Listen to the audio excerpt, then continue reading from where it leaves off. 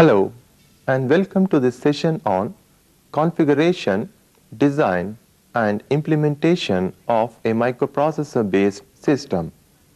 Microprocessors and microcomputers are used in a variety of applications. Some representative examples are washing machines, process controllers, programmable instruments,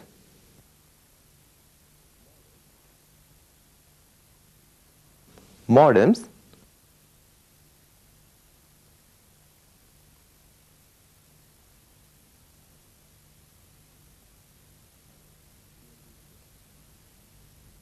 and CNC machines. Designing any of these instruments, or for that matter any other microprocessor-based instrument, we follow the same steps. We start with drawing up our specifications of the system, then we examine the implementation strategies. We'll also look at various design alternatives available to us. Once the system design is complete and it is thoroughly implemented, we go for test and debug procedures. So, what do we expect from the designer when we say that he has to design a microprocessor-based system? The designer should understand the hardware components of the system and also the software processes involved. Further, he should be able to integrate these two requirements so that the system performance specifications are met. Now, what do we mean by hardware components?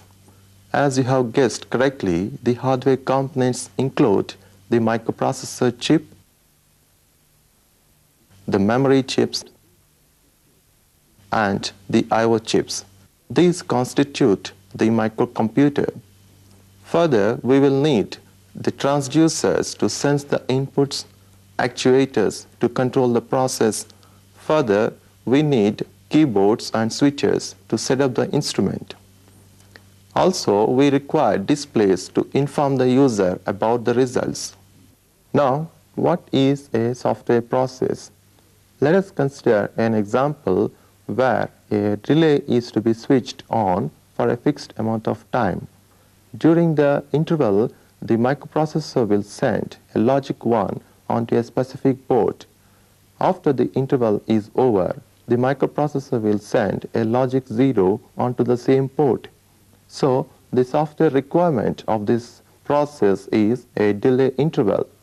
We should be able to identify such requirements on the part of the microprocessor, and then we should be able to translate these software requirements into a sequence of instructions which the microprocessor can understand. Finally, we should be able to integrate the software and hardware requirements of the system. This is a very important component of the system design, and so we should go into this in greater detail. We have identified the hardware components and the software processes required for the system. Now, we have to integrate these two. Let us take an example to describe the integration process. In this particular example, there is a keyboard, and in the software we have a delay subroutine. This software delay subroutine is doing the job of key debouncing. We can now describe the underlying guidelines for splitting the design into interconnected modular subsystems. The design guidelines are: interrelated parts of the system stay together, unrelated parts of the system do not stay together. This way, we can specify, design, implement, test, and document complex systems. Let us illustrate the above idea with an example. Consider a microprocessor-based temperature controller. At global level, we look at a black box which is called the microprocessor. We open this box, we look at the transducer, microprocessor and display. When we open up the transducer box, we look at the temperature transducer, its signal conditioning circuitry, interfacing to an AD converter, interfacing of AD converter to the microprocessor. Further details can be obtained by considering the temperature transducer alone. What is the type of transducer being used? How it is connected to the remaining portion of the circuit? Does it use 2-wire, 3-wire or 4-wire connection?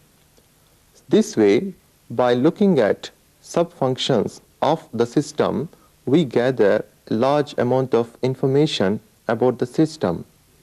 This type of splitting the design into sub-modules is known as top-down design methodology. Let us consider a microprocessor-based temperature controller to describe the steps involved in the design process. The first question that comes up to our mind is, what are the features of this system? They are: system should directly interface with the transducer, online display of temperature, and output of the system is relay changeover of contacts that switches a heater on or off. The next question that comes up is, what are the performance specifications of the system? In our example, they are: the temperature range is 0 to 600 degrees centigrade. The control is within plus minus 1 degree centigrade, and the relay should be able to withstand 5 amperes of current. How does the operator interact with such system? In our temperature controller example, operator selects the set point temperature and also he specifies the maximum temperature above which the process should shut down. How will the system interact with its environment? This can include such details as handshaking and control, voltage levels, etc. In this example under consideration, the same are: the system uses a sensor to sense the temperature of the process and it switches the heater on or off using the relay. How will the system provide us with a hint that something is faulty? And also, should an operator interact with the system in order to remove the fault, or will the system remove the fault on its own? So, in our example, the provision is: the system restarts after a power failure without operator intervention. So, we can use thumb wheel switches to sense the input temperature that is set by the operator. Can you guess how this power failure emergency is met on your microprocessor kit? Another system error feature that is introduced in our system is: if the sensor fails, blank the display. This makes it easy to locate the problem in our system. The next question that comes up to our mind is: can we select a component at random, or is there any constraint on the type of component that we are going to select? These are called the design constraints. Some design constraints are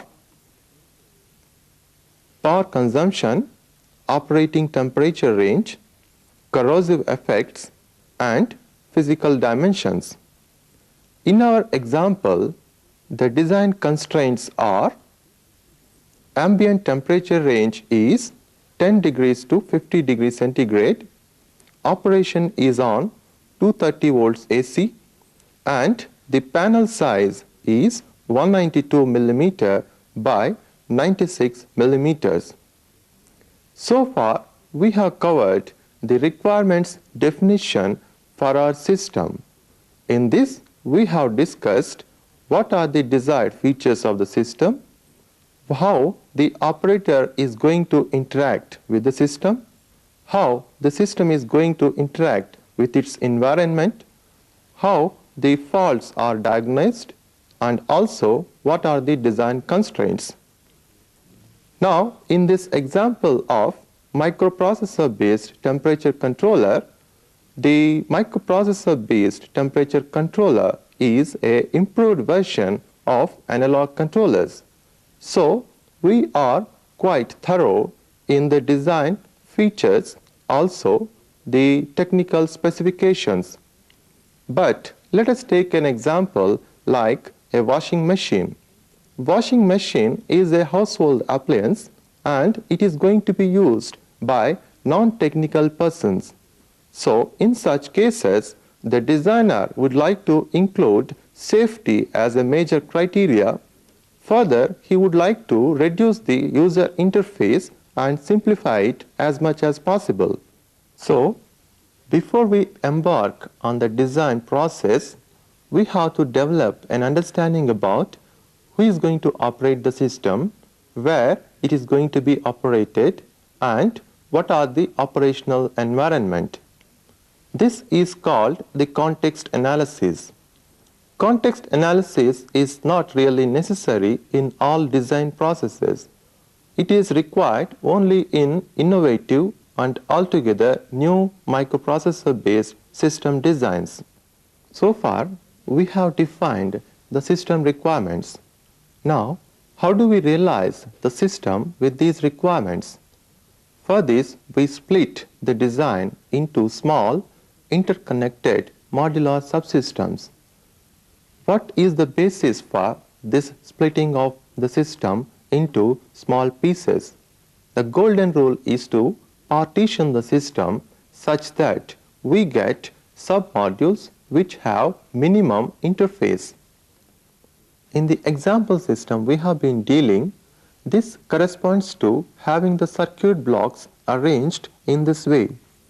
The number of signals from any given circuit block is kept as minimum as possible. The thermocouple output sensitivity is of the order of 50 microvolts per degree centigrade. This voltage is too small to be processed. We need to insert some gain stages before the signal is fed to the AD converter. The required gain depends on the total dynamic range of the input signal. Depending on the maximum and minimum temperature of the input, we may need 10 or 12-bit AD converter. The corresponding software flowchart would appear in this way. After linearizing the input from thermocouple, the system makes a comparison between the set temperature and the thermocouple output. If the process temperature is more than the set value, the relay is switched off. If the process temperature is less than set value, then the relay is switched on. If the need arises, it will sound the alarms and may also change the LED status. The system also displays the temperature of the process. For this, we need a port line and multiplexing mechanism in order to conserve the total power consumed. Since all the inputs and outputs are I/O mapped, we need to have programmable peripheral interfaces and I/O decoding logic. The next task in our systematic design is selection of an overall implementation method. We have two possibilities here. One is non-programmed logic method. The other is programmed logic method. Non-programmed logic method is used for systems of low complexity. We have the famous TTL74 series implementation, which comes under non-programmed logic method. Programmed logic method means that the integrated circuit is not coming under a same package. We are programming the logic. Since in our example, the system is not very complex, we can use the non-programmed logic method. The next task in our system design is selection of the microprocessor itself. The selection criteria is normally the software features of the microprocessor, the hardware features of the microprocessor, and the support. Since the system that we are going to design is not very complex, and also there are not many data manipulations involved, so we will use the famous 8085 microprocessor itself. How do we decide that a certain portion of our design should be implemented by software or certain portion of our design should be implemented by hardware? Let us take the example of our temperature controller. Here we have a transducer which is highly nonlinear. There are two options with us. One is to have user programmable gain stages. The other is to have a RAM lookup table. If we are using the RAM lookup table, then naturally we are looking for a software solution. Similarly, we may have the AD converter control signals polled by the microprocessor, or the AD converter can interrupt the processor when the data is ready. By interrupting the processor only when the data is ready, we are saving the microprocessor from keeping on polling the I/O device. So we are opting for a solution where a certain amount of software is saved. Let us take another example to understand the division of tasks between hardware and software modules. Let us consider a 4x4 key matrix being used to enter commands and data into the microcomputer. We can recognize a key being pressed by using two 4-bit ports.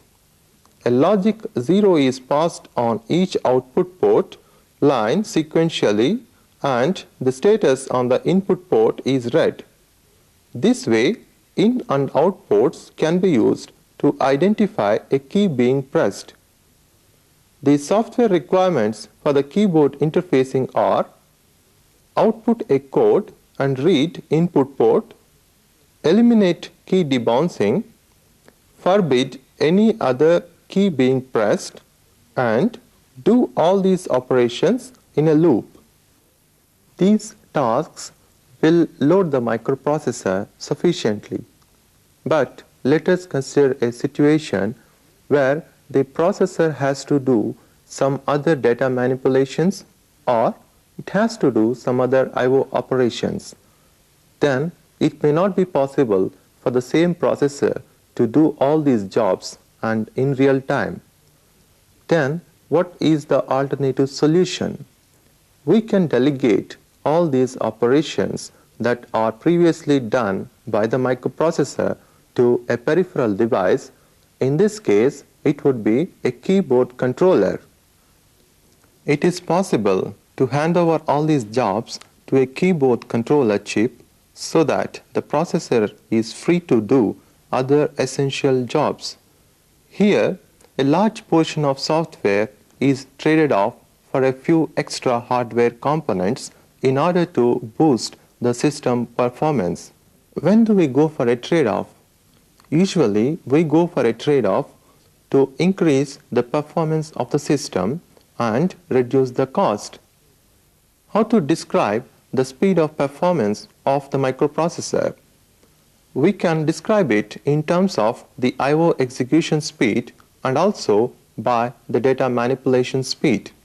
In case the data manipulations are not carried out in sufficient time, then we may have to go for a faster version of the same microprocessor, or even we may have to go for the read-write memories which have little access time. So far, we have discussed the systematic design phase. In this phase, we discussed how to partition the system into easy-to-implement circuit blocks, decided about the overall implementation method, selected the microprocessor that suits the application and decided about the hardware and software trade-offs. The next task in our systematic design procedure is the system implementation. We have two alternatives available to us. One is using prefabricated boards. The other is using the chip-level design. Chip-level design results in system which is very compact, but the time it takes to design at chip level would be quite big.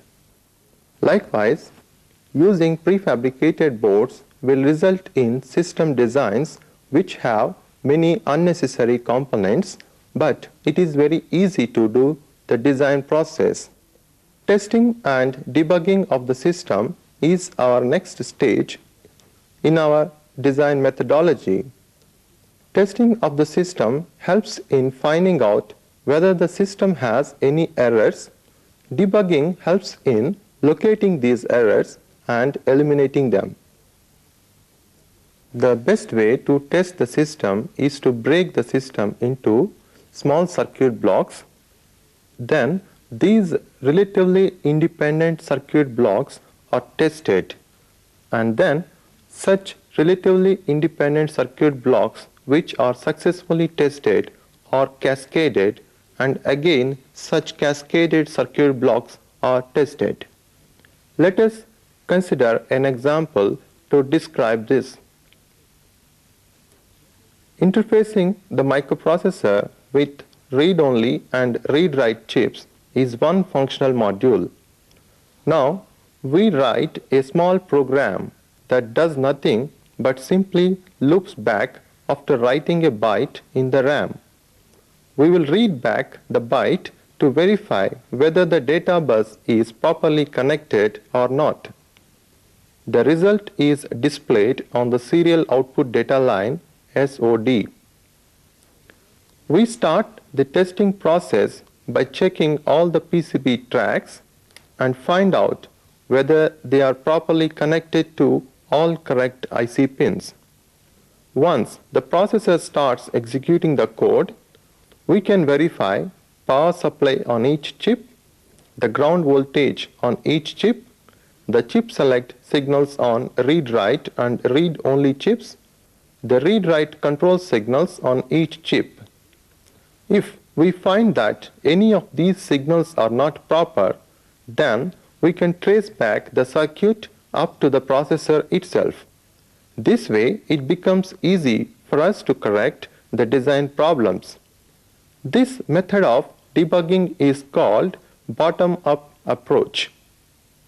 The advantages of this testing method are quick localization of the problem, ease of testing, and use of a few test instruments.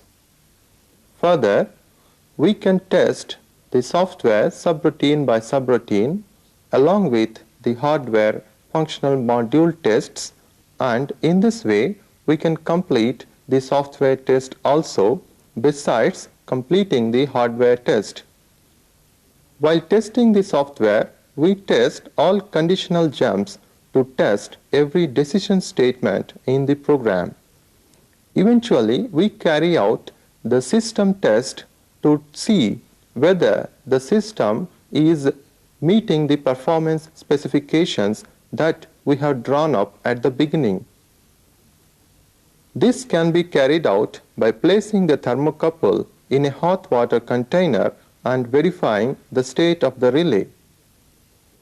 Finally, we should take care of the software and hardware maintenance and documentation. Hardware maintenance would mean correcting design errors and component failures. Software maintenance would mean correcting software errors and upgrading the software to improve the system performance. This can be done successfully only when we have the system details in a well-documented form. The document should be comprehensive and unambiguous. In this session, we have taken up the problem of designing a microprocessor-based temperature controller. We first identified the requirements of the system.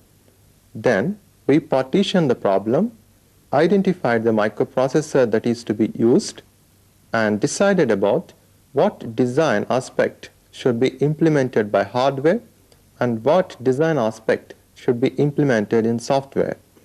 Then we decided about whether we should use prefabricated board or we should start the design from basic chips.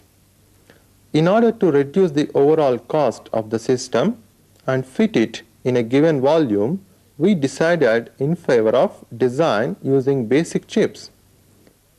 Then we discussed the test and debug procedures that helped us identify any remaining design and PCB problems. Finally, we emphasized the need for good documentation. It is hoped now that we will be able to configure, design, and implement a microprocessor-based system.